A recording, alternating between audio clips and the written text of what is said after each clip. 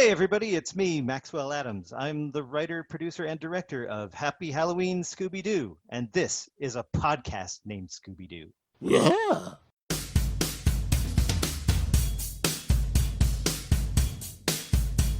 The gang's all here, they're on the case, and there's no ghost that they wouldn't face, 'cause they dig it, Scooby-Doo. Yeah, they dig it, Scooby-Doo.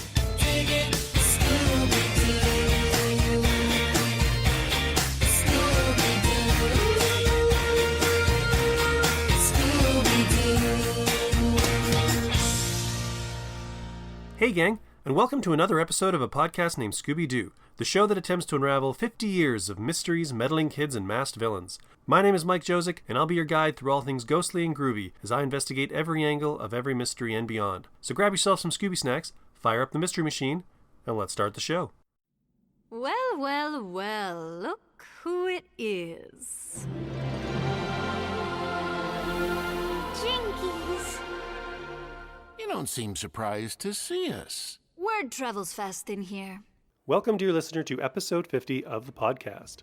I was considering doing something special for episode 50, seeing as it's generally considered sort of a milestone episode, a nice big round number, but then I realized that it's not actually my 50th episode at all, but something like my 71st. I couldn't even fall back on, oh, this is X number of this many interview subjects, because for the first half or more of the podcast's life, I was totally splitting interviews into multiple parts. So this episode 50 is going to be just like any other episode, though to be fair, that just means that I have another great conversation with another cool individual who has contributed some time, energy, and art to the long legacy of this franchise we call Scoob. That individual, as you may have seen on the way in, is the talented composer, songwriter, and producer, Ryan Shore. Now, if you're unfamiliar with Ryan's work, he crafted the music for the latest direct-to-video Scooby-Doo movie, Trick or Treat Scooby-Doo, and also scored the two WWE crossover films from 2014 and 2016, respectively. I'm a huge lover of music and a big fan of film scores, so I'm always thrilled to have a composer like Ryan come on the show to talk Scooby-Doo, music, and process. It's another long one, and I won't take up any more of your time with this intro. So without further ado, settle in, get comfortable, and I hope you all enjoy my conversation with Trick or Treat Scooby-Doo composer, Ryan Shore. We'll see you on the other side.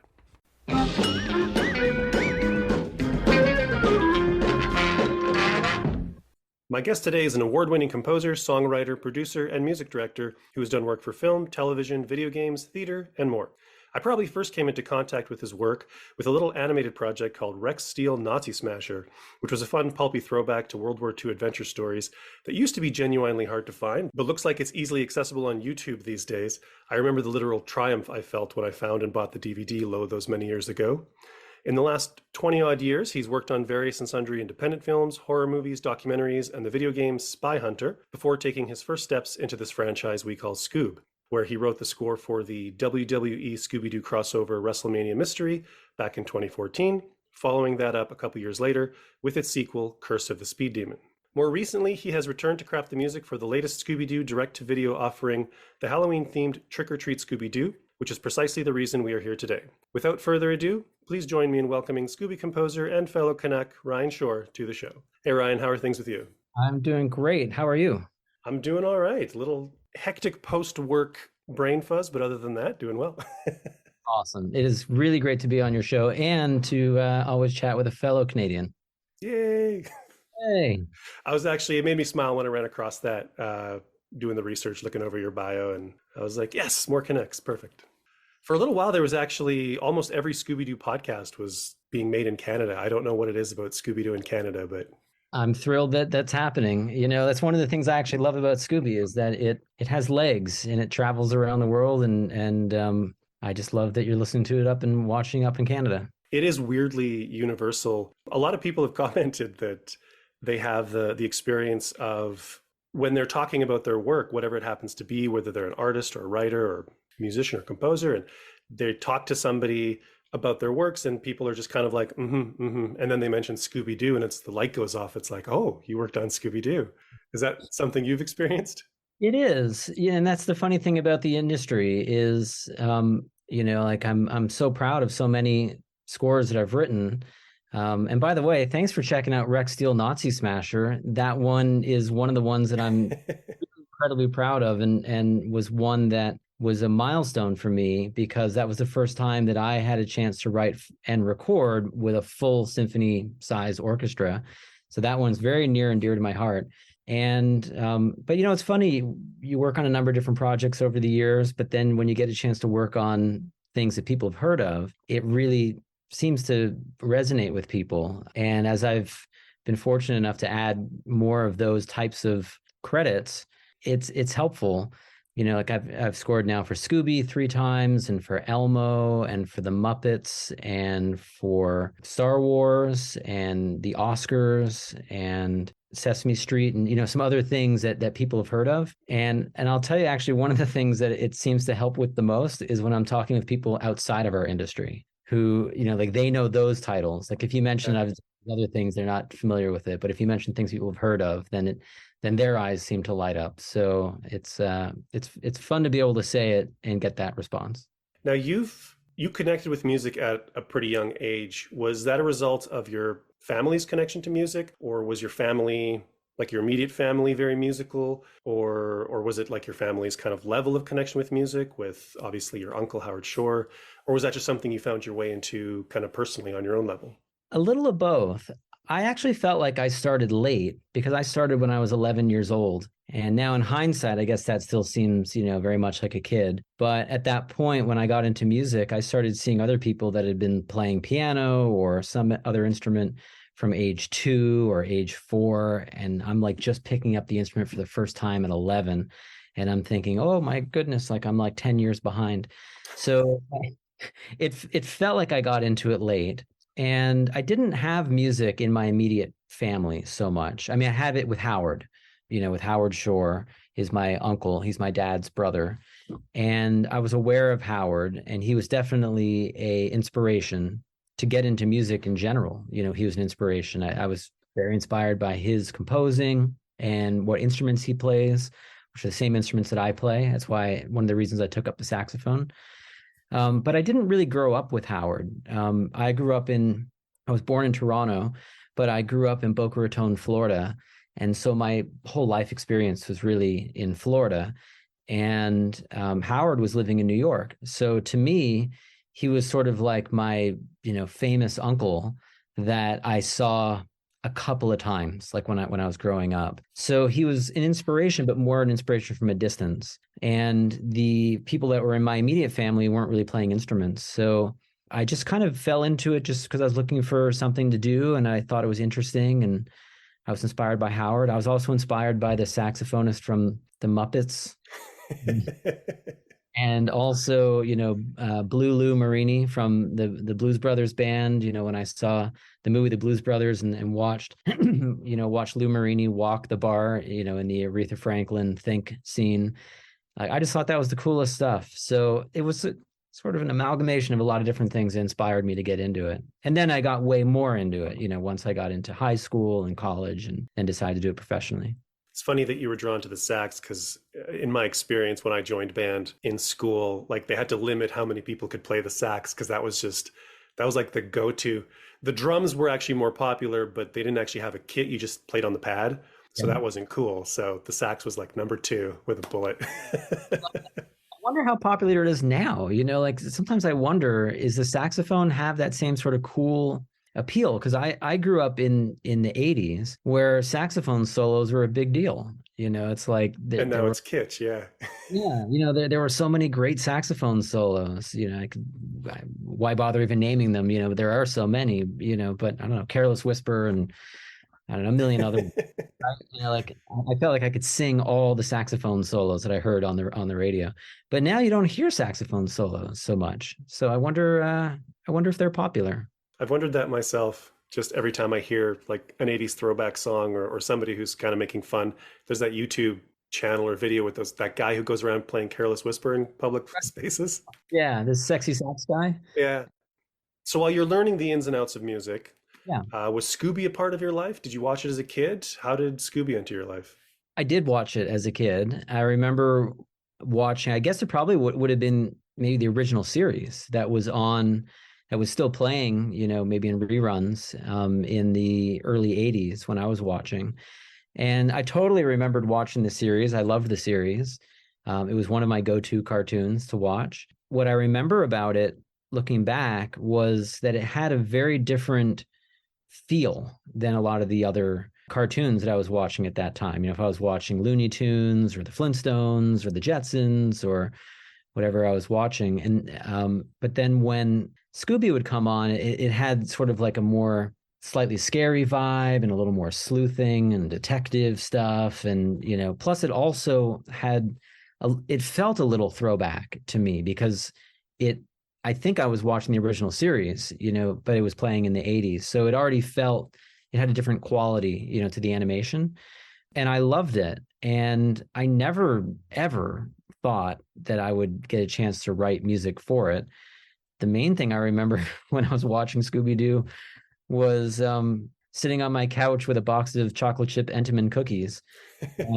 and I would do something so silly, but like I'd sit there just eating these cookies, and then I would, like set aside the one that I thought I was going to eat next. Like I would like line them up on the open lid. It's like, all right, buddy, you're on deck. Like these are the ones that I'm going to eat next.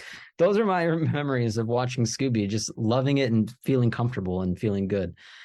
It wasn't until that first Scooby film came up, that I was like, wow, I'm going to get a chance to actually score for this, beloved, series and characters. And I think that when it really kind of, hit me in sort of a very responsible, nostalgic way, it was when I was scoring the first Scooby film that I did, which was the WWE one.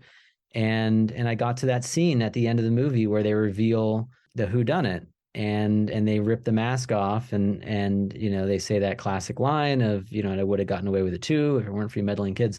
And when I saw that, and then I realized I have to score that, and that's really the first time it all kind of hit me. I was like, oh, I had never really thought about what I would write in that moment.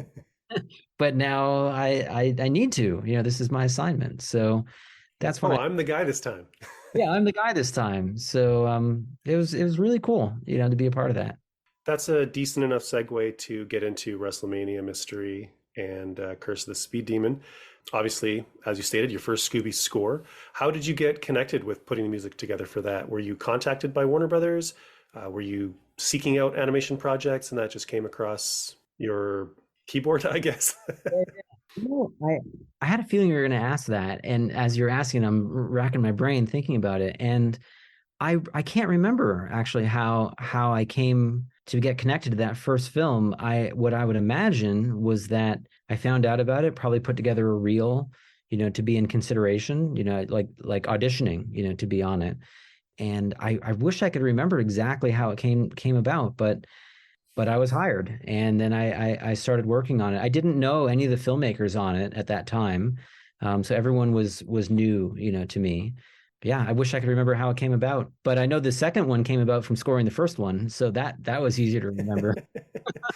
It's always interesting to me because you see, obviously, relationships get formed with creatives, and you've got Robert Krall scoring Justice League stuff, and so Jim Krieg is involved, and he's part of the superheroes and the Scooby stuff, and like they're just using kind of whoever's around and available, and you see them scoring multiple things, but then all of a sudden someone new pops up, and I'm like, where did this person come from, and how did they get involved? Totally. It's actually something I'm kind of curious to talk to the writers and the directors for the film as well, because this is kind of their first outing with Scooby as well, and it's always interesting to me that it's just that changing of the guard, because a lot of the way this, I hesitate to call it product, but they kind of produce one of these every year, sometimes multiples a year. And even though there is like the creative aspect to it, there is also that the industry aspect to it, and they got to produce the content, right? Yeah, and now that I'm thinking about how I came on each project and the changing of the people who work on them, even though I had scored those first two Scooby films, this current one that I just did, Trick or Treat Scooby-Doo, really didn't come from those other two. It wasn't as though Warner Brothers said, Maybe they did, but I don't think they said, "Oh, Ryan Shore, he's done two of them and he knows how to do this. We should ask him." I came onto this third Scooby film kind of cold, like I didn't know these filmmakers because it had changed, as who's working on it. And on this current Scooby film, I essentially auditioned for it, and they gave me a scene to score, and I did, and then they asked me to score the movie. So there is that changing, that happens, and it might seem like from the outside that, oh, you've already done some, so you just do more. But each one has its own dynamics and new people working on them. What was your audition scene? It was the ghouls in the factory. It's sort of like towards the end of the movie, and it was a scene where they're playing Go Fish. Yes, it starts with the Go Fish. That's exactly right, and then it goes into that like factory scene where the Scooby Gang is being put up on the conveyor belts, and they're all going to go to their death. And I think one of the reasons that the filmmakers chose that scene to demo with was because there were a lot of complex emotions in it. And so, you have peril and action and spooky and scary, but also comedy. And also, I don't know, like non sequitur comedy. Like it was all different types of comedy. It's like sometimes it would shift over to Scooby and Shaggy at the snack machine, and that's almost like a non sequitur from where they're at, running for their lives inside. But it also had a major story line in it too, which was that Scooby and Shaggy were going to save the day. So it's rare when you're, in my experience, when you're asked to demo, that they send you easy scenes. When you said which scene it was, that was my first thought too, is that it was kind of a robust scene as far as having different tones and action and stuff going on and different characters and whatnot. And I was like, yeah, I could see that being a perfect piece. Yeah, it's almost seldom that they'll send you a scene that's just like, yeah, just write some happy music. It's great. Like, no, it's always like 7 different complex emotions at the same time that you have to figure out how to like, say that musically. And how much of that audition piece made it into the final score? Almost all of it, I think, because that was one of the really great things about scoring this movie was that they brought me on kind of early in that I was able to start scoring before they had the final animation. Nice. So I was scoring to animatics, and which is also what I scored the demo to, which was to an animatic. And it worked out really, really well because the animatics were so closely locked, that by the time I got final animation, they didn't change that much. And for a composer, that's a real gem because everything a composer does is to timings. So if they go in and take the scene and I'll take out a few frames here and a few frames here and take out a shot here, and it's like that's a lot of surgery, for the music to then conform to all of that. So most of the way that demo was scored is how it's heard in the film. So when putting together the music for Trick or Treat, who were your sort of touch points as far as approvals and sort of helping establish like the tone and the approach that you were taking to the music? On this movie, I primarily interacted and collaborated with the director, Audie Harrison. Really, all of my creative back and forth were with Audie. And the other person that I interacted, regularly with was our producer, Joe Goyette. So between Joe and Audie, that was really my whole collaborative team. All my communication was with just the 3 of us. And I presume that Warner Brothers and other people listen in when they want to, but I never really heard from them while we were working on it.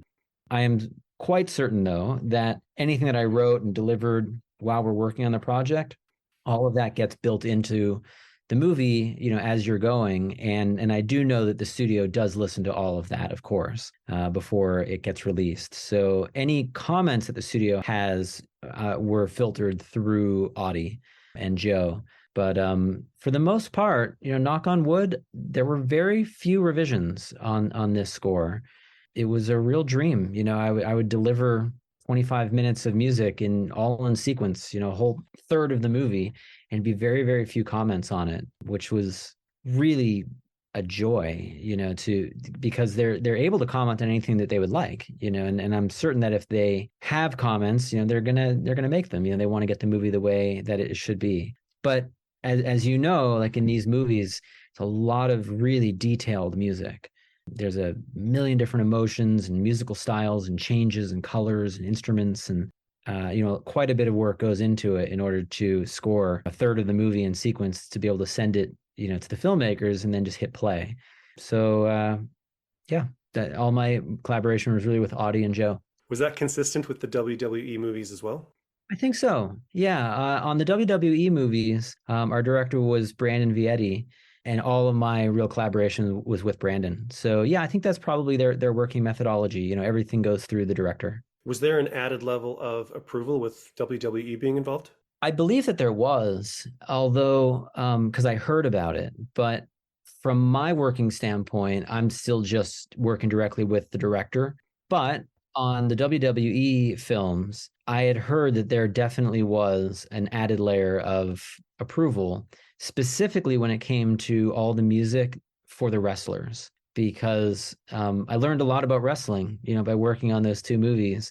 And one of the things that I knew, but then learned more about it, is that when these wrestlers are not in a Scooby movie and they're actually wrestling at WWE events, every wrestler has their own theme music that plays, when they're walking in the arena and the lights are going and the audience is going nuts. And like, that's like their brand musical identity, that happens when they walk in. And so we needed to do that in the film. And so, some of the direction I was given was that the way that those themes are heard when the wrestler walks in the arena, for WWE, that's exactly how it has to be heard in Scooby. Like, we can't edit it. We can't, you can shorten it because maybe the walk on is only as long as it is, but you can't make edits within the piece. So in order to shorten it, you can't just like cut to the end of the piece and, make a fade. And now you've got the perfect 13-second piece of music.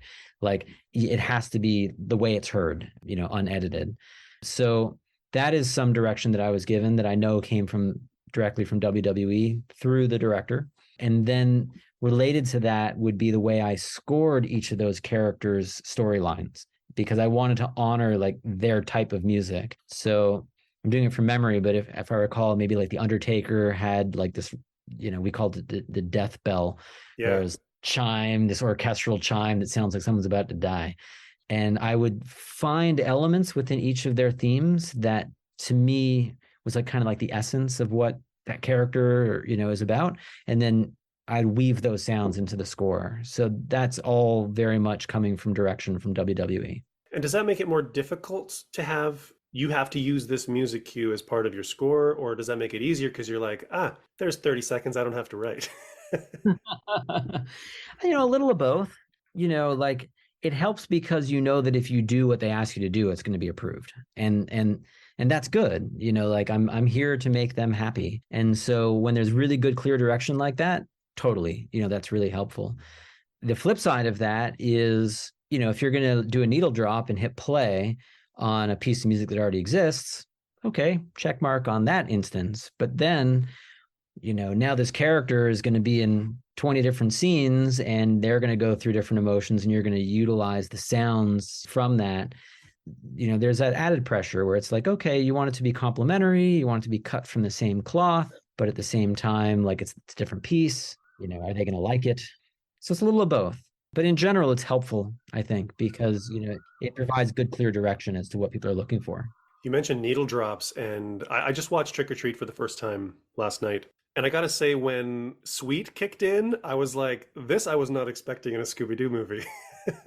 For various reasons, for licensing reasons, and just for, this is not something that we've heard very often. So I was kind of curious, as far as there were two pop songs, I'm doing air quotes. I guess they're not, I don't have to air quote that, but they are pop songs.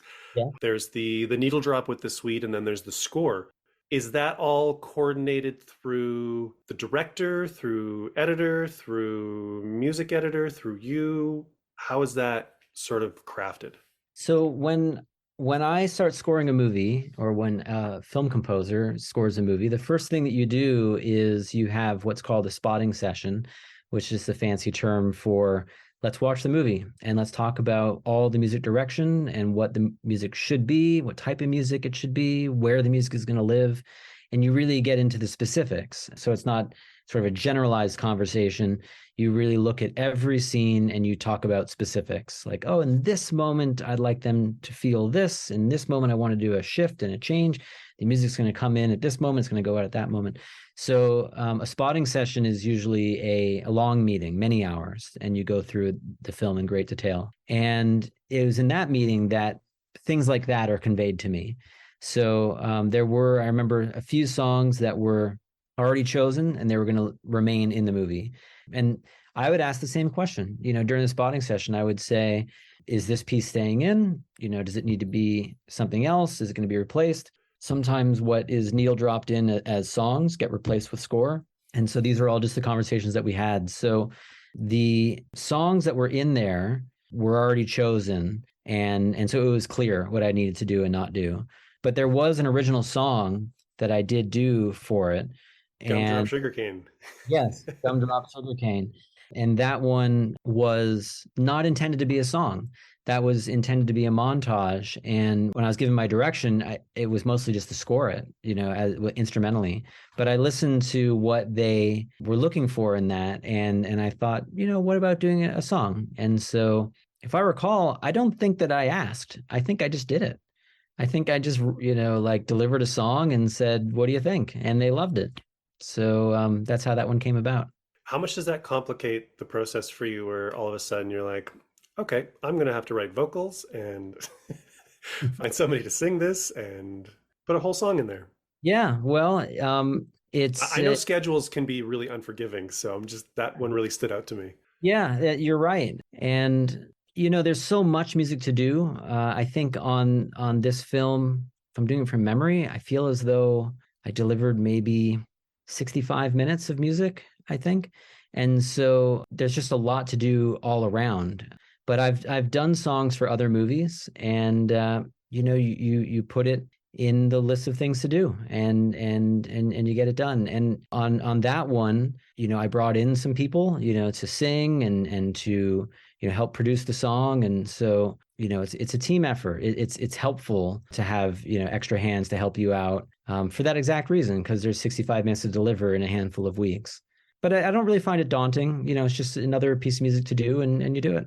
I was curious to ask, both with the WWE soundtrack that was released, as well as the cues that your people shared with me, which is currently unreleased.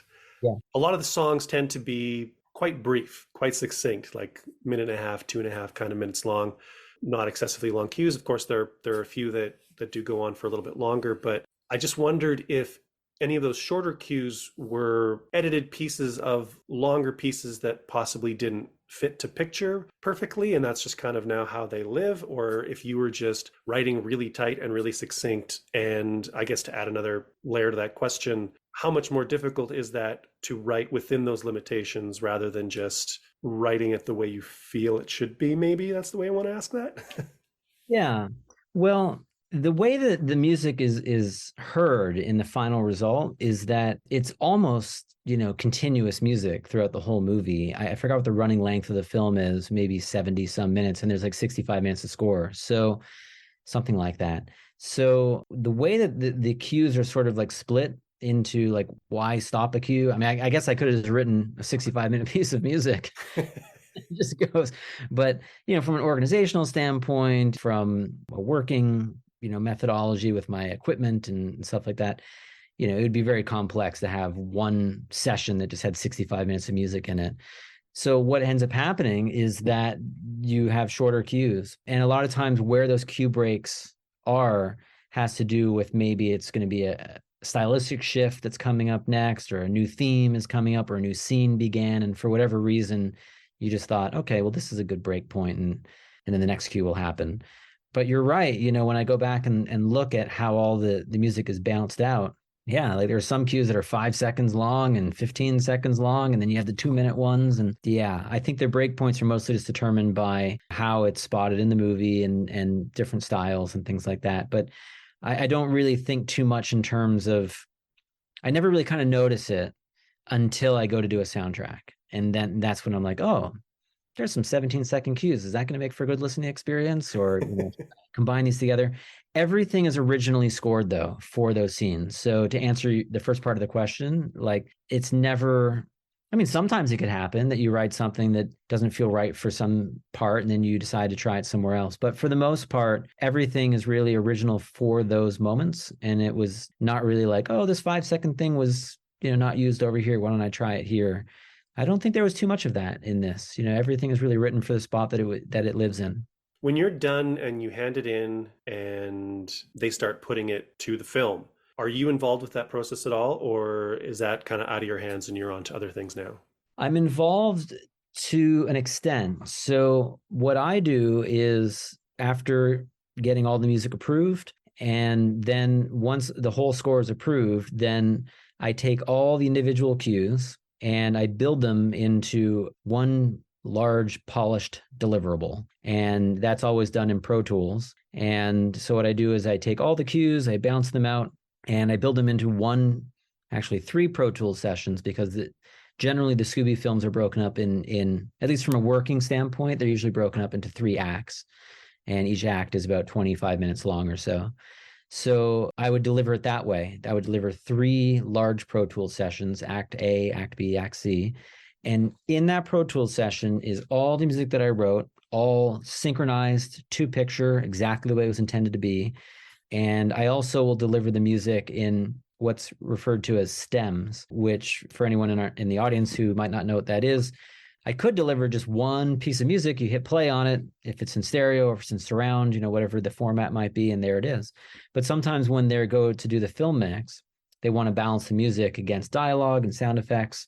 Sometimes there might be an element within the music that they'd like to have some more flexibility over. Maybe there's a big cymbal crash or something, and they'd like to maybe make that louder or make it quieter or take it out. So I'll deliver the music in stems. So that means for each piece of music that I deliver, there might be 30 stems for that. And each stem is an instrument. So here's trombones on one audio file, trumpets on another, percussion, strings, choir, like whatever it is. And that way, when they're at the film mix, if they need to go and do some surgery on a piece of music, they can. They can just pull up the stems and adjust as needed. But all of that's built into a Pro Tools session. I deliver all of that. So by the time it leaves my studio, the score is done and it's built and it's locked to picture and it's perfectly synced and it's all there. Then I deliver that, and that goes off to the film mix facility, where then that's up to them. So then the film mix facility will mix together the music, which I deliver, along with dialogue and sound effects, and then they mix all the sound together for the movie. I'm usually not a part of that. There are times that I'm asked to, if I would come by the film mix just to listen or offer any thoughts. And if I'm asked, then I do. But for the most part, I don't push to go to the film mix, because I know that the sound mixers, they're doing their work, and they need some time to do that. And I imagine they probably wouldn't want the composer breathing down their back, or commenting every 2 seconds, like, oh, why is this too loud or not loud enough? So I let them do their business, but almost always when they're done with the film mix, before they finalize everything and it goes to broadcast, usually almost always, they'll send me a cut of the movie with the new mix. Maybe they'll bring me by the film mix facility so I can hear it. So at least I can hear the final pass, and then get a chance to make some comments. And that was the same on this most recent Scooby film. I went over to the film mix in the last day and listened to the playbacks and was able to make some comments. Did you have an orchestra with this one? I did not. Okay. I found it difficult to tell. Thank you. That is a huge compliment. I was listening really hard, and there were a few moments where I was like, that might not be a live instrument, but a lot of it felt very, very live and very real. So thank you. And it had that full sort of feeling that you get from a live orchestra. Yes. I that's something that I spend a lot of thought and time to make sure that the samples that, we call them working with samples, sound hopefully indistinguishable from the real thing. And that was a comment that I got back from the filmmakers too, that they were really happy with how real things can sound. It's kind of become a bit of a calling card, I think, for me, because I would say there's a number of projects I record live. There are a number of projects that I deliver all in the box. And, when you need to do it all in the box, you have to make sure it sounds, really real. So it's something that a lot of thought, and detailed work goes into. I really appreciate that you're keeping an ear on that and it sounded real to you. So often the decision to use a live orchestra or not is due to time and budget. I feel I probably know your answer to this, but if time or budget was not a concern, would you always work with orchestra? Do you prefer orchestra? Or do you like the control of being able to manipulate everything kind of on your own? I would say if there was time and budget, I would rather record with a live orchestra. But that is very dependent on having time and budget, because a orchestra is, generally speaking, a pretty expensive endeavor. As soon as you start recording live, it just opens up a whole can of worms. It's like now you have musicians, studio, the recording engineer, you have copy work and orchestrations, you have Pro Tools preparations, just a lot of things that go into it, preparing pre-records and click tracks. And this is all just so you can record with one player. By the time you're doing one player, you might as well do all the players, because so much preparation goes into it. And then after you're done recording, there's often editing of the takes, because, usually you record a piece more than once. Maybe you edit between takes. It's like, take 3 was great from bar 67 to the end, and take 4 was good from the beginning up until bar 67. So, it's like you have to spend time editing all that stuff together and making it sound seamless, and then mix all of that material and then deliver all the material. It's a big process. And if there is the budget to accommodate it, and also the time, because it's time consuming to do all of that, then I would much prefer to record live. Essentially what I'm saying is I would love to record live if I can do it right, because when done right, why am I thinking of the Karate Kid? When done right, no can defend, and it's kind of true, because there's nothing like it. There's nothing like hearing 80 or 90 players, particularly when they're really great. They bring so much life and humanity, particularly for animation. To be able to feel all those human beings playing the music really adds a lot of depth and dimension to the score, production value. It adds emotional resonance. There's just a lot, that you get from the live recording. Without going too far into what would be the alternative to that, about it not having enough time and enough money, what might be that you're going to record in a lesser recording studio, or with musicians who are maybe not as experienced, in doing film music. And there definitely needs to be experience when you're recording film music. You're often recording to a click track, wearing headphones. If the orchestra is not accustomed to that, then that's the music could suffer from that. Or if the musicians aren't as good, then you might need to do a lot more editing later to pull it together. If the studio is not as good, you might be editing out stray noises that happen during a recording session. If you're in a bad studio and the lights are making noise, or a chair squeaks, or stuff, so you have to edit all that. So if you don't have the time and money to do it, then it's challenging. And in that regard, back to your point, you have a lot of control over the samples. They're clean, they're in tune. It's like you can make them do things that you can make them do anything you want. So there's pros and cons, but I will say if there's time and budget, then I would love to record live. It's if you can do it right, it's a better result. We talked about the shorter cues earlier, and you've done live action, you've done video games, you've done animation. I'm kind of wondering that skill set of, like you said, sometimes there's like a 15-second clip of music, something that you probably don't experience quite as much scoring a live action film. How much do you have to kind of shift gears for each project? I know looking at other interviews and things that you've said publicly about just kind of staying versatile and trying to keep your career, having that diversity and different projects and genres and stuff kind of coming your way. Do you think you're kind of hardwired for that already? Or do you think, as in like you love the challenge of shifting gears, or is there a process, is that work to do that for you? I love the diversity. I love the shifting of gears. And I love being versatile. It keeps it interesting for me to write in different styles. And it's really one of the reasons I got into composing. When I started out playing saxophone, like I wasn't really thinking about composing. I mostly was just an instrumentalist for the first 10 years of me doing music, from age 11 until really even almost till graduating college, even though I majored in film scoring. I went to Berklee College of Music and majored in film composition, but I actually did very little composing. I was mostly playing the instruments, and I love playing the instruments. My instrument, being saxophone, lends itself to certain types of ensembles. Certainly tons of jazz ensembles, big bands and combos, and then pop groups and horn sections, or in Latin bands, like things that the saxophone would live in.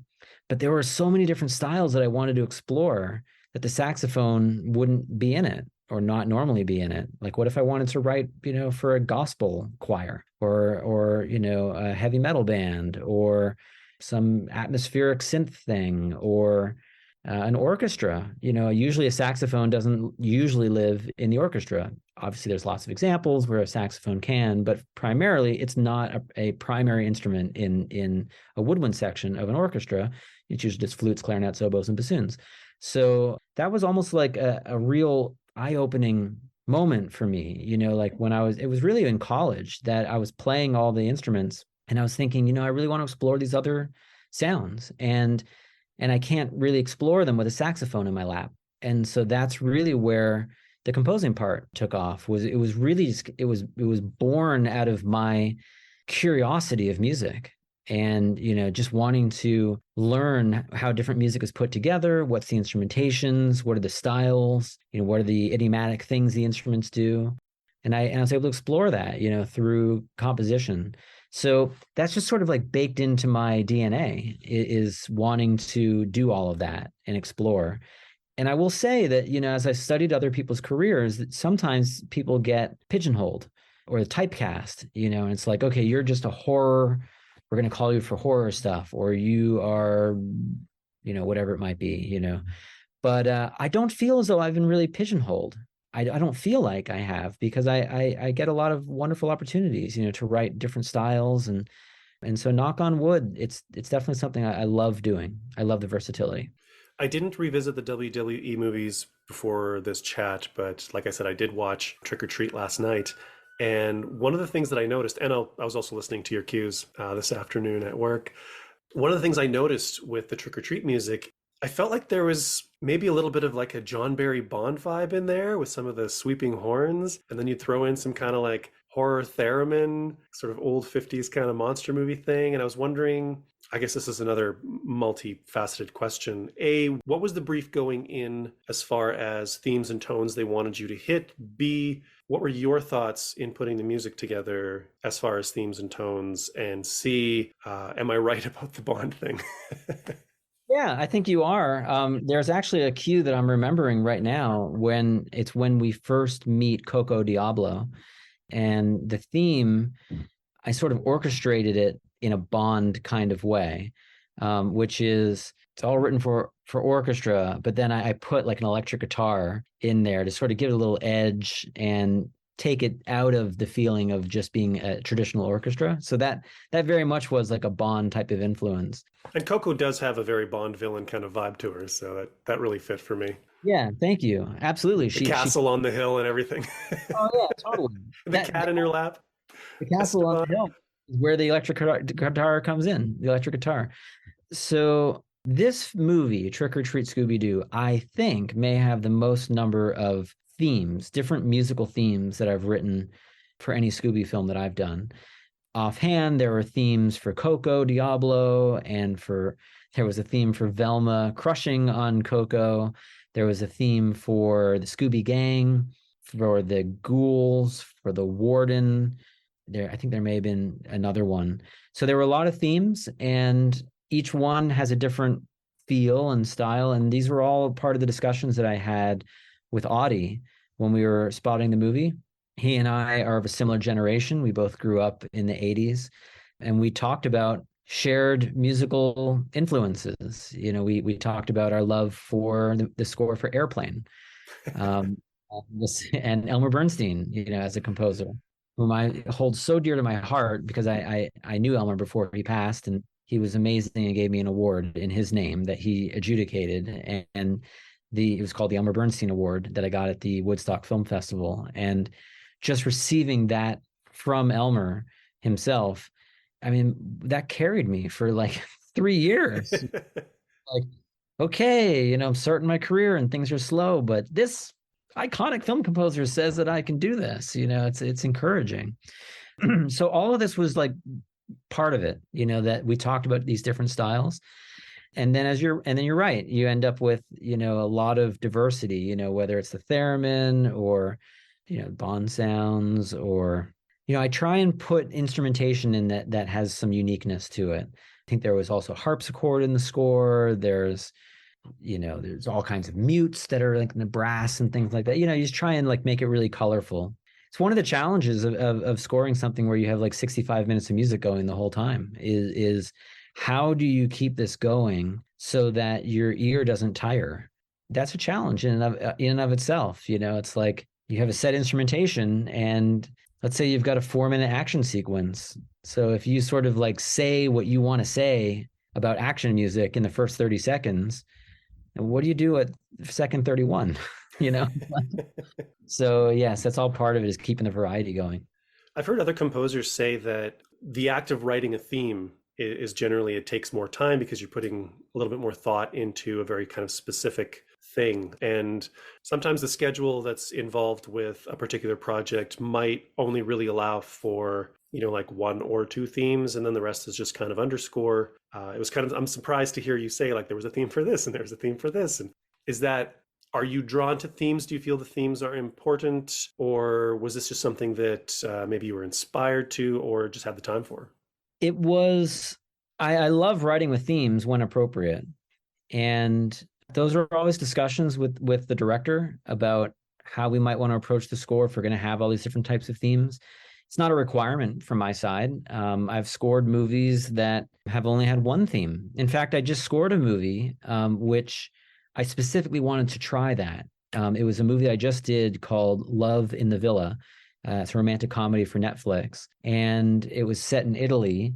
And I have noticed when I've watched some foreign films that sometimes they'll do that, where it's like one theme only, one main musical theme, and then you take it through its paces. So it's just the theme, and it's used to tell love, it's used to tell sorrow, it's used to tell anticipation, whatever it is. And I did that for that other movie. And I loved doing that. I think that it creates a lot of coherence or consistency. There's something about everything being attached to this one theme that makes it all pull together. It's sort of the storytelling side of the music, because when you're dealing with themes and you're reprising your theme later or giving it a variation or something, like that's a storytelling point. It's not just 100%. Music, Mickey Mousing or underscoring kind of like the action scene or whatever. Absolutely. And that's very much like, it's referred to as like a leitmotif type of scoring, when you have specific themes that are assigned to characters, or a theme can be really a recurring theme, and it can be for different types of things. It doesn't have to be necessarily just like this is this character's theme. It could be this is a situational type of theme. Like every time someone goes and this thing happens to whomever it happens, then that theme occurs. So a theme can be situational. It can be for individual characters. A theme doesn't even have to be a melody. You can have something can be thematic, and maybe it just has to do with an instrument, like particularly if it's an instrument that is very unique. Just case in point, if I were to write a theme that had a harmonica, a harmonica is such a unique sounding instrument that in a way, it almost doesn't even matter what the harmonica plays. It doesn't even matter what notes. It's just, you're going to recognize it's a harmonica. And just that in itself is like a type of thematic use of music, that it's not tied to the melody, it's tied to the instrument. I think about like Michael Kamen's score for Lethal Weapon, where he's got, Eric Clapton and David Sanborn. It's like such awesome musicians and instruments. It's like when David Sanborn plays on Lethal Weapon and he does those cool things where it's like, like all that sound. It's like, it almost doesn't even matter what he's playing. Like it's David Sanborn, and like you recognize that sound of the instrument. But that was what came up on this film, that we were going to do a lot of themes. And it really depends on the movie. You know, some movies don't support having a lot of themes, particularly short films. You know, it's like you can't squeeze too many themes into a short because there's just not enough times to play that music. In order for something to resonate as a theme, you really need to hear it at least 2 or 3 times. Like, I feel like when you play a theme once, people hear it and they're like, okay, yeah, piece of music, I think it's melody, you know. When you play it a second time, I feel like the audience might begin to recognize it. You know, it's like, oh, I think I heard that before, you know. When you play it a third time, hopefully the audience is like, oh yeah, that's a theme. For anyone who's really listening that closely, a lot of people don't even hear scores at all. You know, so you need to have enough film, you know, you need enough cues, music cues, in order for themes to function as such. With this film with 65 minutes of music, it's no problem to have like 6 different themes going. There's plenty of opportunities to develop them. Well, hey, you had 10 minutes in Rex Steel, and that has some incredibly strong themes. Thank you. I love that score. It's great. It's great. It's a great little film, and I could do a whole podcast on that movie. So Let's do it sometime if you want. I really love that the theme in that score. I remember coming up with it, and it came to me kind of in my sleep. I was working on the film and I woke up one morning and singing that theme. It sort of came from like a dream or something. And I remember like waking up and figuring out what it was on a piano. And then I remember thinking to myself, did I write that? You know, is that something else? Like, you know, I called some friends of mine. I'm like, have you ever heard this? You know, and you get feedback and they're like, no, I think that's original. So I was really proud of how that one came out. it very much is like of the period, and it just kind of feels like it fits that character, it fits the tone of the film. Just I really dig the music to that movie. We were talking themes, and we're talking about a 50+ year franchise. Obviously, Scooby has a theme. There's some very famous music associated with the franchise. What was the temptation or brief on using or not using kind of existing Scooby-Doo music? Of course, the classic theme. Was that something you tried to stay away from, or was that something you tried to lean into? I know there's some instances where you do kind of quote it, but I feel like you never really grab onto it and go like, hey, this is Scooby-Doo. Correct. You know, that's something funny about Scooby that I've noticed is like there is, of course, the very famous song, you know, Scooby-Dooby-Doo, where are you? That's we all know that song, but I find that theme is rarely quoted in the scores. It's almost like it just lives in the main title. And the types of conversations that usually come up when I've been scoring Scooby movies is, do we want to do a throwback sound to like the era that the original series came from? But it's usually not a discussion about the themes themselves.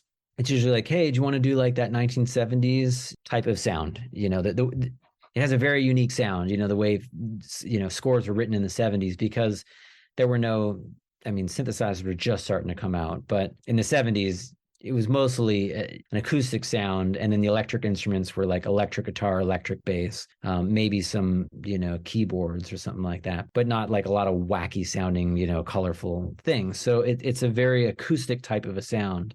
So those are usually discussions that come up is like, how much do we want to do a throwback to that type of a sound, but not really like the theme of the show, like that main musical theme. But I'm glad that you noticed that I did quote that theme very briefly in the score, only because Scooby himself breaks the fourth wall at one point in the movie. It's actually in that ghouls sequence in that factory where Scooby says, hey, this whole franchise is named after me. Yeah. That's breaking the fourth wall. I mean, like Scooby shouldn't even know that there is such a thing as a franchise. You know? It's the character, like telling stories. So that's when I quoted that theme, but it was so brief. You know, it was just a couple of notes. Yeah. So, but otherwise, I've never really felt the pressure of trying to, you know, bring other melodic themes from other Scooby-Doo projects into the ones that I do. And there's never really a direction. It's never really a directive to do that. I suppose there's probably licensing concerns with that as well. Yeah, for sure. You know, you know, and I don't know how all that works, you know, like certainly there's probably pieces of music that are protected. There are probably ones that are, you know, not able to be used or for whatever various reasons. I do have some experience with this type of thinking because Another entity that I've written music for is Star Wars, and I've done 3 Star Wars series, and those are, of course, some of the most iconic themes that have ever been written for film. And so I know when I've done those, there usually are very specific directives about, can you use John Williams themes? Are you not allowed to use John Williams themes? So they get very specific with that. Among the tracks that I was given access to, one of the ones that I felt was sadly missing was the EDM remix in Trevor Gloom's shop. I can't remember the actual song that it's riffing on. Yes, I think you're referring to Toccata and Fugue. Yes. Yeah. I got it. When that came on, So- I just started giggling. It was funny. Where did that come from, and who was responsible for that? Yes.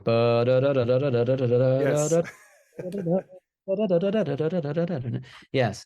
So I believe that direction was given to me from Audie. He said, like, I'd like to have that piece, but let's do like a remix version of it.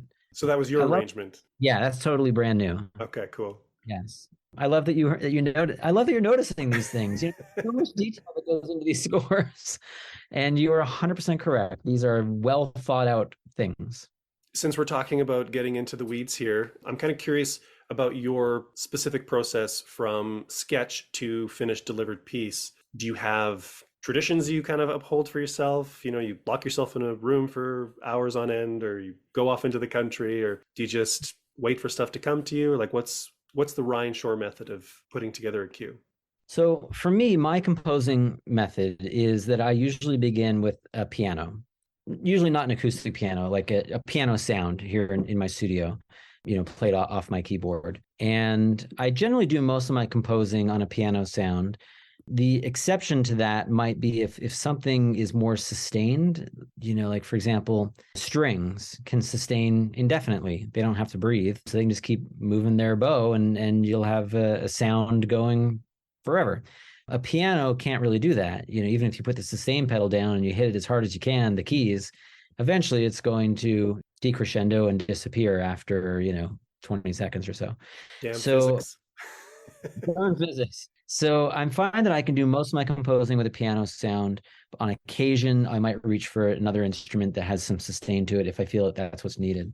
But when I'm composing, what I'm usually thinking about is I'm usually not thinking too much about orchestration or instrumentation. You know, I'm not really thinking about, oh, is this going to be a clarinet?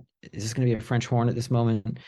When I'm writing on the piano, what I'm usually thinking about are all the basics of composition. So that is things such as melody, harmony, tempo, dynamics, loud versus soft, range, registers, things that are high versus things that are low, articulations. Is it smooth and legato? Is it short and spiccato or accented? You know, like, I just think about counterpoint. I think about this thing's happening up high.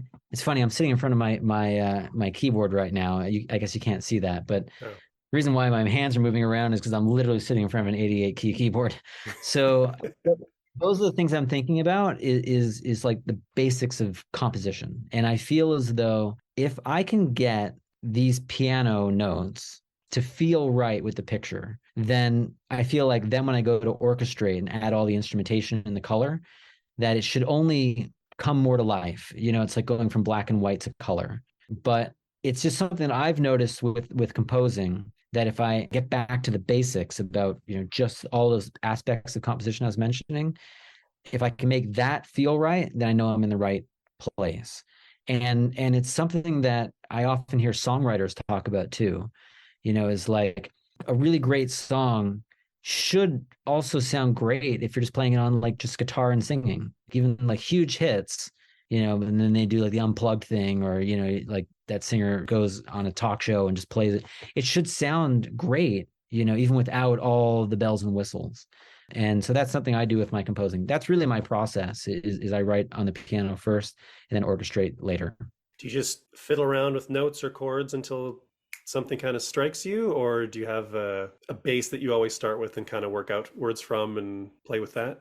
Always different. It's finding what the right music is for a scene. I feel like it's like being an archaeologist. Not that I know what being an archaeologist is about, but I'll do my impression of what I think an archaeologist is, at least what I've seen in Indiana Jones.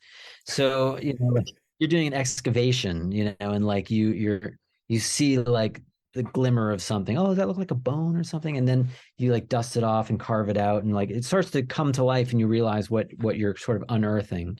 I find it similar with composition, that I try to find an element that resonates with me in some way with the picture. And that could be a rhythm, it could be a tempo, it could be a melody, it could be a chord progression. It could just be one aspect of composition. But I sort of will start with that and see how it feels with picture. And I'm asking myself intellectually, but also emotionally, like, could I hear this element being part of a composition that works? And so the analogy that I use in my mind, besides the archaeology thing, is I tend to think of if there were a huge gorge in the land, like you've got all this flat land, and then you've got a big gorge, a valley or a canyon or something like that, and then there's land on the other side of it.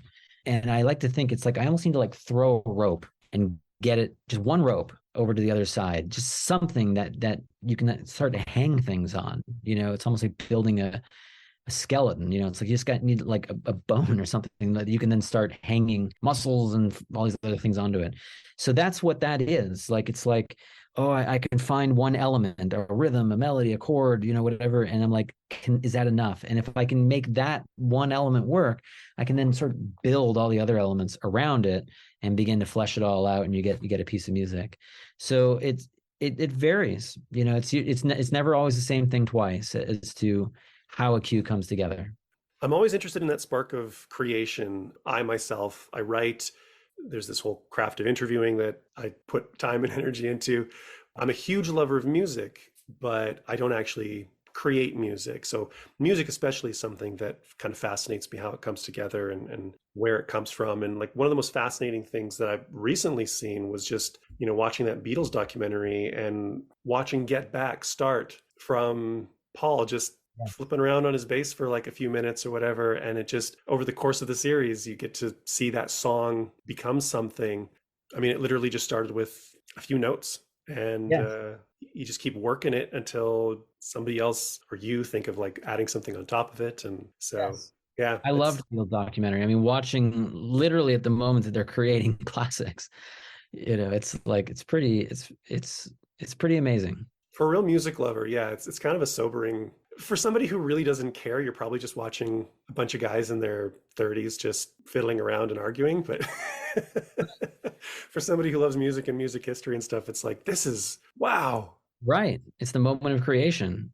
Or at least in that documentary, maybe it wasn't the exact moment of creation, because I guess, I remember seeing Paul, he'd say like, here's something, and I'll play it for you. Like he kind of worked it out a little bit, like on his own, and then the band.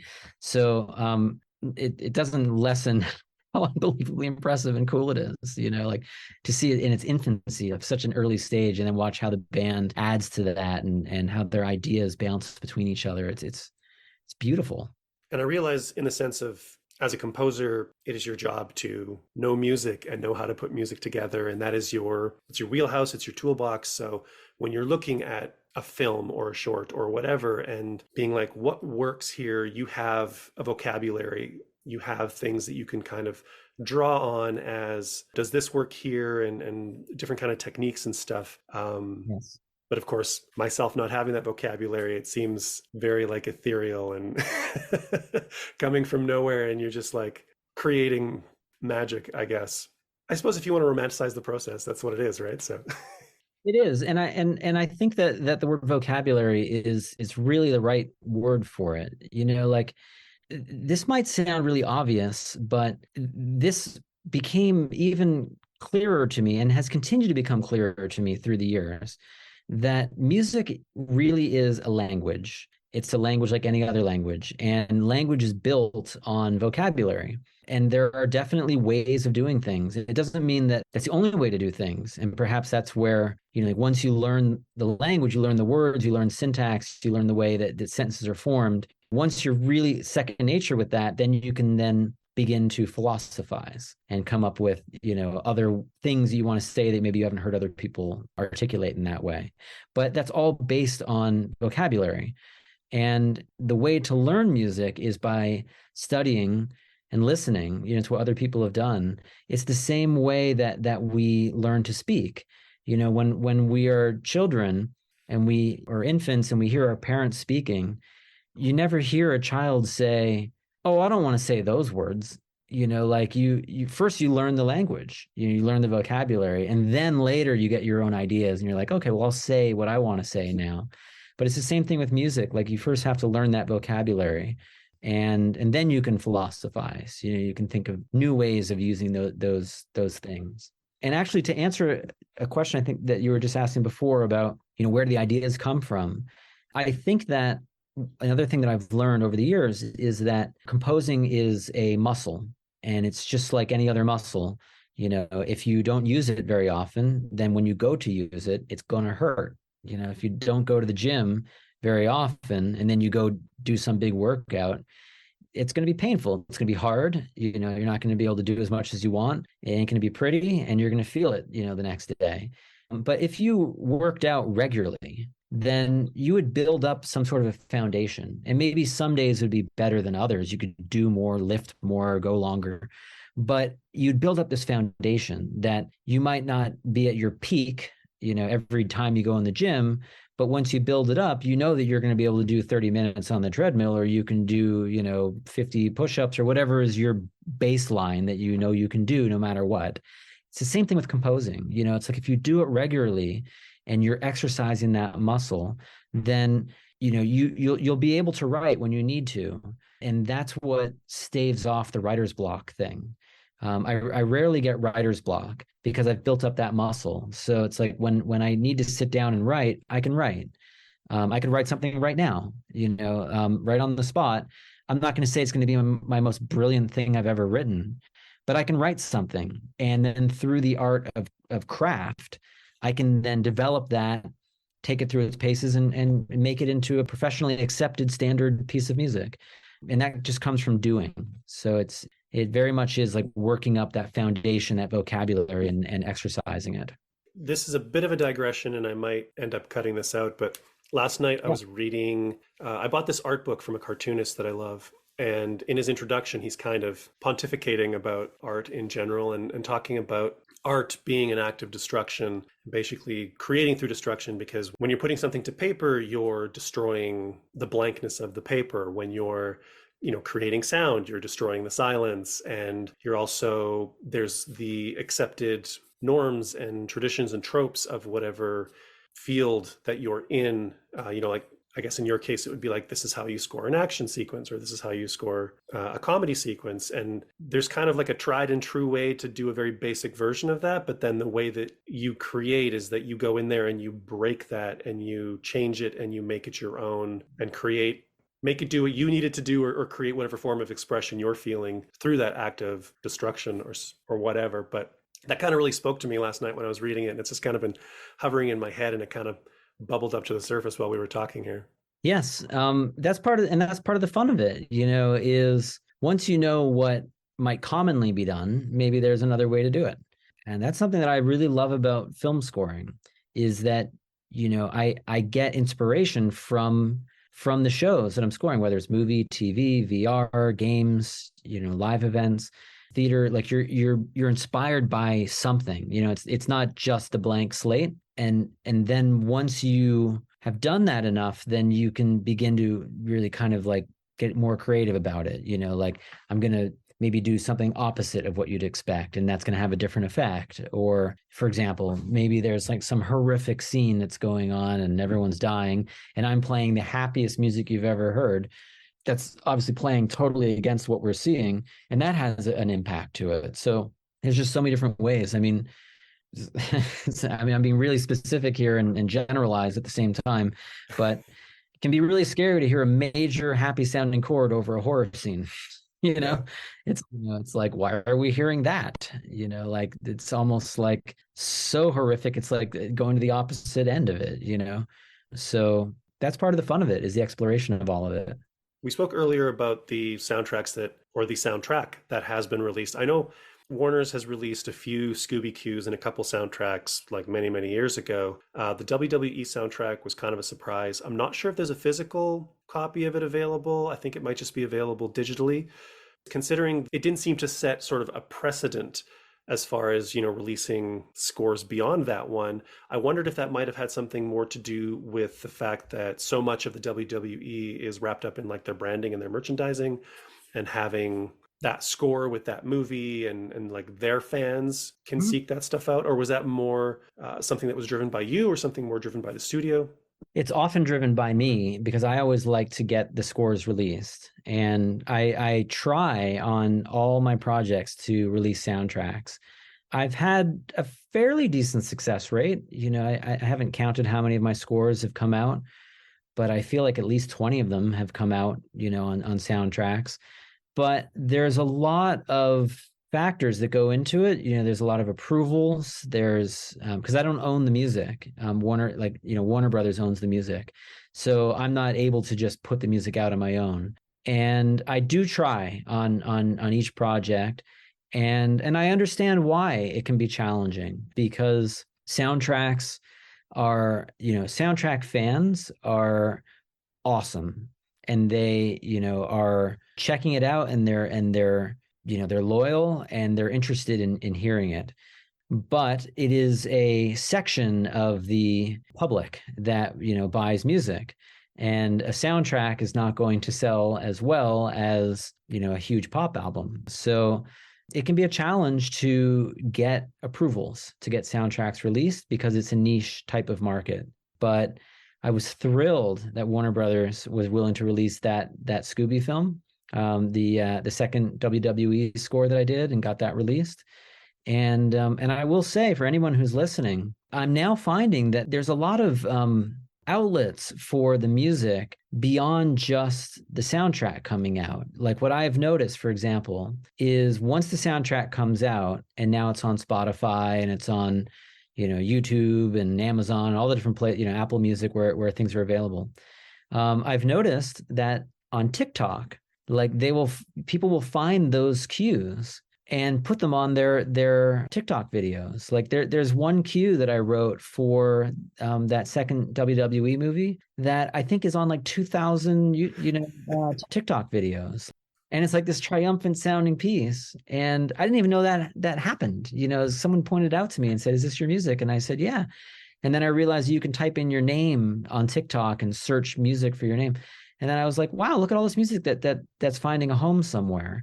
And so I think that's a good thing. That keeps the project alive. It keeps people interested in the music. Perhaps, that might trickle into people wanting to check out what movie it's from. And it's also, when a soundtrack comes out, it's just another thing to come up when people search for that title online. They find the movie, and then they find the soundtrack. It's just more things that tie into the life of the project. So it's something I always push for, and I try very hard to do it. It's something that's always surprised me with this franchise, because like every movie has a unique theme song like made for that movie, with a special like animated sequence that goes with it, that's often done in a style that doesn't fit the rest of the film. It's just kind of like its own piece. And then there's often songs within the film. Then there's like the score itself. And it's like there's a lot of music written by a lot of really talented people. I mean, so many of those pop songs were written by Andy Sturmer, from previously of Jellyfish. He's kind of a pop genius. Having that material out there's a lot of Jellyfish fans out there that would probably like to get their hands on more Sturmer material. So yeah, it's always surprised me, and the little bits that have kind of squeaked through the cracks, it's always welcome, but never feels like it's enough. And you always just kind of wonder, I mean, obviously with the way that digital and file sharing has kind of gone, much in the same way that, you don't see the same emphasis on DVD and bonus features and stuff, which almost used to drive the industry to a certain extent. Your movie could totally tank in the theater, but you make it all up on DVD, right? So you put all the added value content on it so that people are like, oh, I want to buy this. And, with CDs and stuff, not a lot of people are buying the CDs as much. Maybe the vinyl, going into the kind of boutique studios that are creating kind of like the special edition vinyls. Right. But yeah, I guess maybe it just takes some thinking outside of the box, dealing with, you mentioned the TikTok, right? Like the new media stuff. We release, movies and TV shows, and so like we know networks and we know streaming. It's like, what is this TikTok you speak of? How does one Yeah. how does one work that into our business model? So I think that's what a lot about the challenge is, but it just feels like such an untapped, even like the made to order stuff, like the Warner Archive movies, right? Like you don't have to make a huge press run. It's just made for each person who goes in and purchases one. Like, That's I want to true. buy Trick or Treat the soundtrack. So you go and you press a CD and you mail it to me. Yes, exactly. I know. They do like, CDs on demand or something along those lines. Yeah. Another feature that, speaking of value added, that I never see it anymore, but I saw it for a hot minute, maybe in the 90s, where they would do isolated scores. Yes. Like when, because DVDs, could have multiple audio tracks, or laser discs could do that. And it's awesome. You've got the beautiful picture and you hear music only. And I actually did that on a film that I scored. I think we did that for the movie Headspace. It was a horror film that I scored.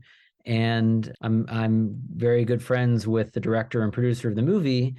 And so that helps, because we're in direct communication, we're friends, and we can talk about what would be cool to put on this DVD. We chatted about that, and we talked about that we were going to have some commentary tracks, like behind the scenes commentary that you'd hear people talking about the movie during watching it, but those are extra audio tracks. And so we reserved a stereo audio track that we could have just the score, that plays along. All these cool things that, it's like as things change, I don't know if there's really even a way to do that, like with the way movies are distributed now. I don't know if they'll have isolated scores. Maybe there is. I don't know. I haven't looked that closely. They still do it. Some of the boutique studios, like your Shout Factories and your Arrow Videos and stuff, sometimes it's just they're re-releasing previous bonus features that were created for a title. So it came with an isolated score, so you get an isolated score. Sometimes if it's a popular cult film or something that maybe has an unreleased score to it, but you can at least have an isolated score. I guess the availability of the score is also, like when you're going back and restoring some of these things, it's about access to materials. If it's not there to utilize, then you can't put it on there. And if you don't have the space on your disc, you can't have all those different tracks as well. There's so many factors that go into it, but yes. A lot of factors that go into it. But I love the fact that you're taking an interest and other people take an interest in scores, particularly for this Trick or Treat Scooby-Doo. I have received correspondence from fans and people who've reached out who have asked if there would be a score, and I'm still working on it. I'm still trying to see if one can be released. So weaponize the fans. But I hope that it will, come out, because like we were chatting about, there's a lot of thought and love that goes into the scores, and I'm very proud of it. And I hope that people can get a chance to hear it. So that pretty much wraps up for me most of the questions that I wanted to ask you. I kind of feel like going backwards in some cases is kind of pointless at this point. So instead, I'm just going to, we've also been on for a little while here. So I'll just ask you a couple of questions I often ask guests. Who would you say is actually, I'm going to make this a little bit more of a robust question. Who is your favorite Scooby-Doo character, and who did you find you enjoyed scoring for the most with this film, or even the previous two films? I've never given thought to that as to who my favorite character is. Maybe, well, I've never thought about this, but maybe Velma might be my favorite character, and that's only because she really gets the crime solved. Like she's really into the technology and the gear, and she's like figuring things out. Like Scooby and Shaggy, they usually end up solving a lot of the mysteries, but it usually has to do by chance. Like they bump into things. They're really just looking for food. They're agents of chaos. Yes. Like even in all the movies, they're just looking for Scooby snacks and food. And then as they're on their search for that, then it's like, oh, they bumped into, the night costume or something, and then they discover things. But Velma is really like, boots on the ground, picking apart things, figuring out like, I love it. Like the end of movies, sometimes, she's explaining what happened, and she's like, and then when you were over there looking at that, what you didn't know was behind the curtain was actually the bad guy who was doing this. It's a lot of like the detective work that takes place. So maybe Velma. In this movie, she might be my favorite character because I just love to see her so overtly crushing on Coco. And as far as scoring for a character, same thing, Velma? Yeah, well, every character sort of has different needs, but in this film, I really did enjoy scoring for Velma, particularly because of her, lust for Coco. And I was able to be inspired by one of my very favorite music themes of all time, which I use as my inspiration for the theme that I wrote when Velma is crushing on Coco, which is Tchaikovsky's Romeo and Juliet. That famous melody,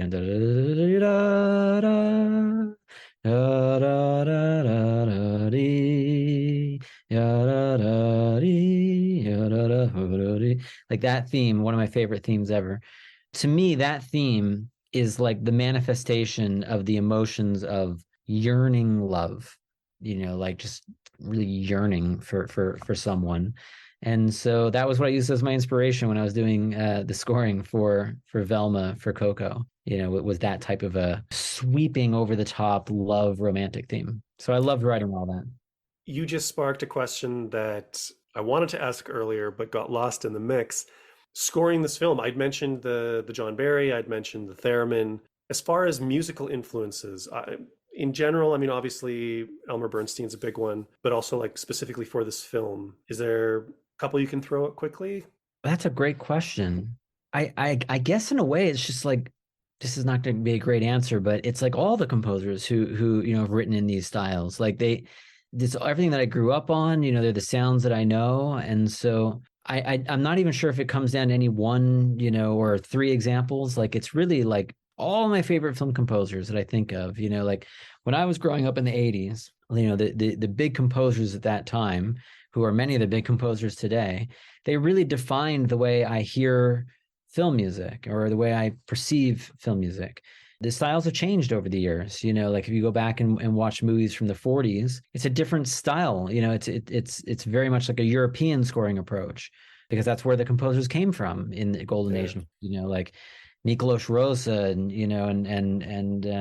I could go on a million names, but they came from the European tradition. And so the ones that I grew up with are James Horner and John Williams and James Newton Howard and Alan Silvestri and my Uncle Howard and Elmer Bernstein and Thomas Newman and Randy Newman and Hans Zimmer, and you just go down the list.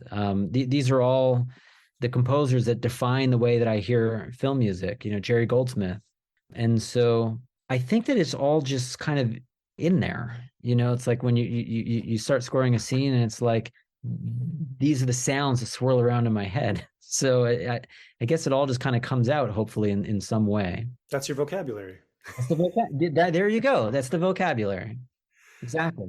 I hate being asked questions like this, but I'm gonna put it to you because we're just coming to an end here. Favorite soundtrack, favorite film score. Oh my goodness. There are many. You can also tell me to go take a hike. No, you know what? I'll name a couple. So I absolutely love the theme that Max Steiner wrote for Gone with the Wind. Da, hee, da, da, Is that ba. Terrace theme? Terrace theme. Yeah. And I get the chills, when I hear that, particularly on the phrase that comes right after the two that I just sang. But and then you go up to the, to the third and the bass. It's like this inspiring theme. So that I love. I love the score for Cinema Paradiso, Ennio Morricone.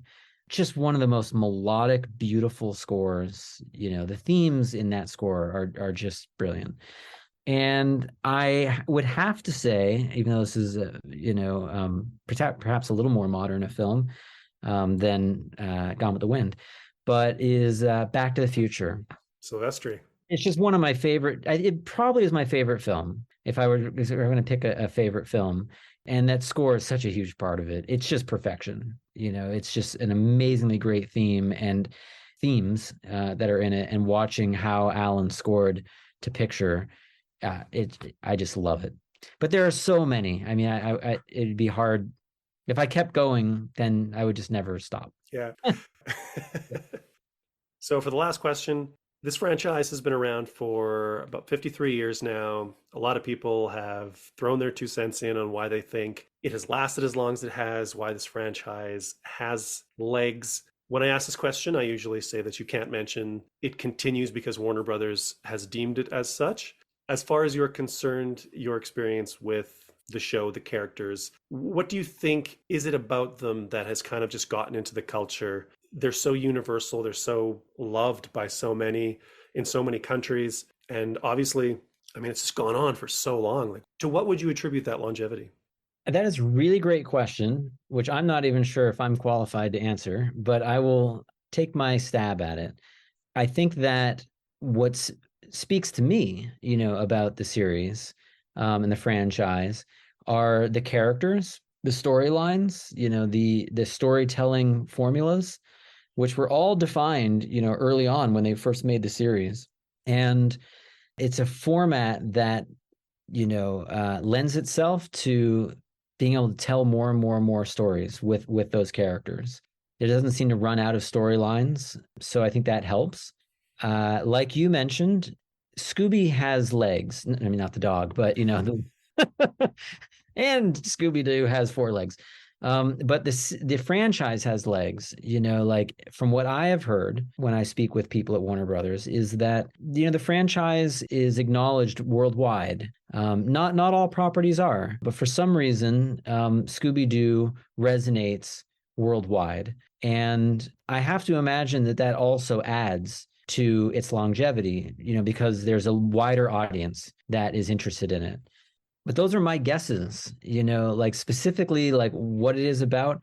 I guess it's like capturing lightning in a bottle. I mean, if people knew what that formula was, then they would just do it over and over and over again. And Hanna-Barbera did try. Yes.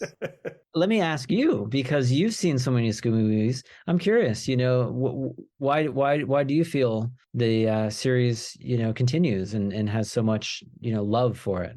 In my experience, talking to people and asking this question, I do think that people love procedurals, and Scooby at its heart is a procedural. Mm-hmm. People like the whodunits. I think in a way, the characters as created in 68 or 69, whenever they started the process, they sort of fulfilled their role in the plot, and they kind of had these archetypal roles, but you could kind of pour yourself into them. Like, so many people have related to these characters, regardless of, their backgrounds, their ethnic backgrounds. They just see themselves. It's like, oh yeah, this person's, the coward, or this person's the brain, or this person's the whatever. And they also don't necessarily have static roles. Like you can say Velma's the brain, but like you can also attribute other roles to Velma. Same with Shaggy. Shaggy is the coward, but Shaggy is also really chill and he's fun. And I agree. They're dynamic characters. They're not two-dimensional. Yeah. Also, the design of them is so strong. And probably for me, the last thing is I don't feel that they have any, like, a lot of shows of the period are tied into a lot of the social norms of the period, which often can become problematic when, looking back on it 50 years later. But they were just these 4 teenagers and a dog, and there were no gender roles. There were no romances in the beginning. They were just teenagers and friends who solved mysteries. So it had this sort of timelessness sort of accidentally built into it. I agree. I think it's a lot of things, but I think the things are all pretty simple. And they just kind of add up to this powerhouse thing. And I think, like a lot of things, we mentioned the Beatles earlier. We didn't see that Beatlemania again, for a really, really long time, anything even coming close to that. And I think there were mystery solving groups before Scooby-Doo. I mean, the Famous Five, Enid Blyton is a definite, precursor. And that was like wildly popular, sold millions of copies. Lots of mystery solving teens and stuff in between. But then you get Scooby-Doo, and that's huge. And Hanna-Barbera has tried to do that, and a lot of other people have tried to do that, and no one's quite hit the lightning in the bottle like Scooby. So I think it's timing, and I think it's those just intangible things that have all just... Yeah. And because it's been around for a while, it's multi-generational. It's like everyone knows it, and everyone has their own connection to it. So I think maybe that also plays into it, that longevity breeds more longevity, in a way. And I know I know I said not to include the fact that Warner Brothers wants to keep it going, but I do think that's also part of it because visibility, is a big thing. I mean, the Flintstones used to be huge, but how much do you see the Flintstones nowadays? And it's like Scooby's got the merchandise, Scooby's got the movies, he's got the TV series, he's really well branded and he's really visible, he's really out there. Yes. And when you're on people's minds, you get into the culture and you become part of the zeitgeist. So 100%. not to underestimate the late stage capitalism of it. Well, it is a business, and It is. Continue to make them if they didn't feel that there was an audience for it. They wouldn't be able to make them if there wasn't That's right. the commerce part of it. So Exactly. it's what it is. Yeah, I'm grateful for it. I'm like somebody pointed something out to me the other day that I hadn't thought about before, but I think that this Trick or Treat Scooby-Doo movie, correct me if I'm wrong, but I think I read somewhere that it's the 34th movie in the series of direct-to-video Scooby films. And I've scored 3 of them, which I never set out to do that, but that's, the opportunities that I've been fortunate to have, which I thought about the other day. And it's like, I can't believe that in this long history of it, that I've scored almost 10% of these direct-to-video movies. I never set out to do that, but it's an honor, to be a part of something that is so well beloved and has such a rich history to it. So I hope they keep making them. You never know. It might be in your obituary now. Did this, and this, and scored Scooby-Doo movies. Ryan died from eating a Scooby snack. That was too. Before we go, I should ask you, is there anywhere on social media or online that you want to let people know is an outlet to engage? Yeah, I am on social media. I'm on Instagram. It's at Ryan Shore. I'm on Facebook, which is at Ryan Shore Music. I'm on Twitter, which is at Ryan Shore. And then my website, which is ryanshore.com. So I'm available on all those. And I do try and post, about things that are coming out. And I hope that anyone who has interest would come follow me and say hello. I'm also, reachable on all those platforms too. Awesome. And if you want to support the soundtrack coming out, let your voice be heard. Speak up on social media. I encourage anybody who was curious or interested in anything that they heard over the last hour and a half to go and check those out. Like, follow, share, and subscribe. Do all the things. Smash that like button. Smash that like button. All right, Ryan, you've been so generous with your time. I'm going to let you go here. Thank you so much for joining me for this chat and for sharing those cues. That was amazing. Super. Sweet. This was really fun, man. It was a lot of fun. Thank you very much for having me on. And it's just fun hanging and talking about this stuff. I love talking process. So Me too. hopefully we'll get a chance to do this again sometime. I really look forward to it. Thanks, Mike, so much for having me on. It's a real pleasure. Cool. Have yourself a good evening. Take care. You too.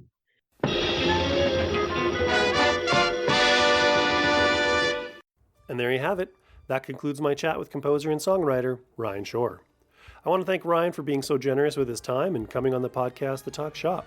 And I also want to thank you for taking the time out of your day to check this episode out. If you're a regular listener to the podcast or this is your very first episode, I truly appreciate all your support. If any of Ryan's projects have piqued your interest, I would strongly encourage you to check him out on all of the aforementioned social media platforms that were discussed at the end of the conversation proper. And if you're curious to check out any of Ryan's non-Scooby work, there is the Netflix original film Love in the Villa, currently streaming on that very same service. If you want to support Scooby soundtracks and encourage Warner Brothers to potentially release more of them, or any of them, let your voice be heard on social media. Let the powers that be know that you enjoy the music, are interested in having access to it, and potentially purchasing it on a digital or physical media format. You can also hit up the few official Scooby tracks that are currently available on platforms like Spotify or Apple Music, or wherever you might run across them, and literally stream the pants off of them. Or buy a copy, if that's an option that's available to you. Every little bit helps. And speaking of help, if you enjoy this podcast and want to help out, like, share, follow, and subscribe to the show on all the social medias. Share on your Facebook, give the episode a retweet, or go totally old school and just tell a friend. Word of mouth is truly the best way to get the show into the eyes and ears of people who may enjoy this show, but maybe just aren't aware that I'm out here making it.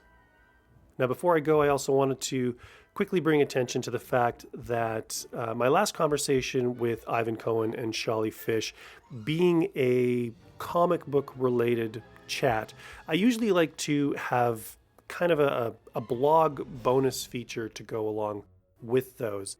Some behind the scenes stuff, some script stuff, or some process art or whatever. Shawley did actually provide me with some stuff, and I just literally haven't gotten around to putting it up. So I will be putting that up this month, and it technically relates to last episode, but I mean, it's the internet. Everything is forever. So I'm just going to be happy to have that up there. So another reason to keep tabs on the social media, because I will always let people know when new content is hitting either the blog or the RSS feed. So if you want to keep abreast of what's going on in the world of a podcast named Scooby-Doo, Twitter, Facebook, Instagram, those are the places to do just such a thing.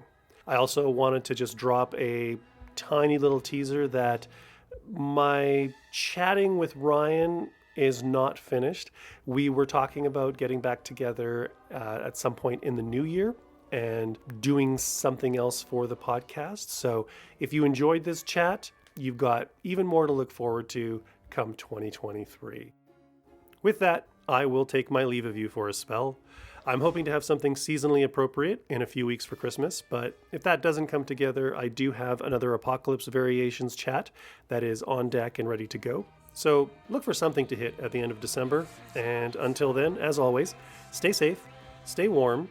Depending on where you're located, it's freezing at APNSD headquarters. Stay healthy, and I will see you next time on a podcast named Scooby-Doo.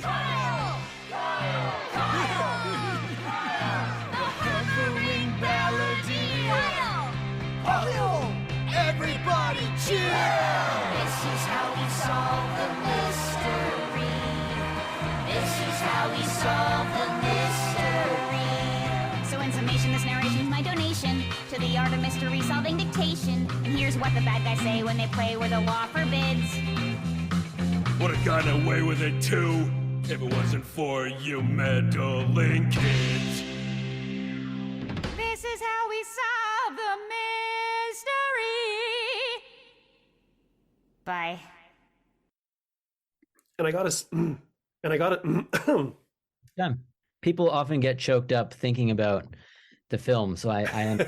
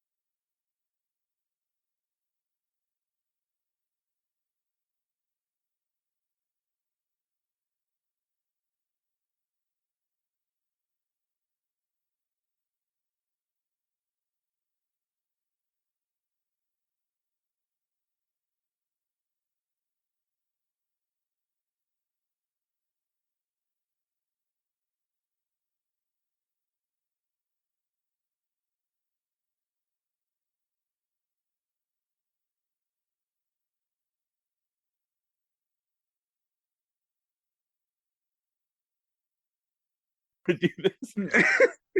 Hey, look, this was Oh, look, it's being recorded. Perfect.